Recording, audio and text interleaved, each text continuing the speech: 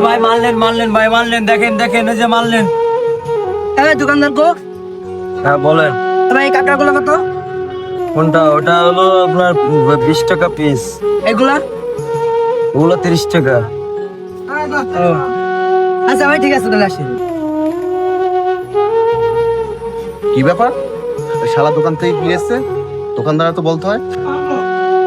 এই ভাইয়া, আমি দূর থেকে দেখলাম আপনার এখান থেকে একটা জিনিস নিয়ে গেছে, আপনি খেয়াল করেননি? ওই ভাই কে নিয়ে গেছে? আমি দেখুন তো ভাই। এই যে এই ছেলেটা আপনার এখান থেকে একটা জিনিস নিয়ে গেছে, আপনি খেয়াল না করেন? ভাই, আমি দিইনি, আমি এখান থেকে আসলাম, ভাইয়ের সাথে কথাবার্তা বলছি, দাম জিনিস করে চলে গেছেন। আরে ভাই, আমি দেখলাম আপনার অপেক্ষা জিনিস।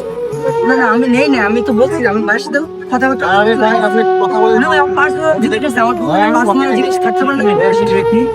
এই দেখেন, আপনার কাছ থেকে না, এটা আমি একটা অন্য জায়গা থেকে কিনছি। এই জিনিস তো আমার জিনিস ভাই। আরে এমনি তো বেচা কিনা নাই। না না না, এটা আমি অন্য জায়গা থেকে আমারই ভাই। হ্যাঁ ভাই, চল। আমি এটা অন্য নাই বেচা কিনা, তারপরে সমস্যা মানে ভাই, তুমি এখন চোর বেড়ে গেছে ভাই। আপনি ভাই সব দিকে খেয়াল করে তারপর দোকানদারিকে।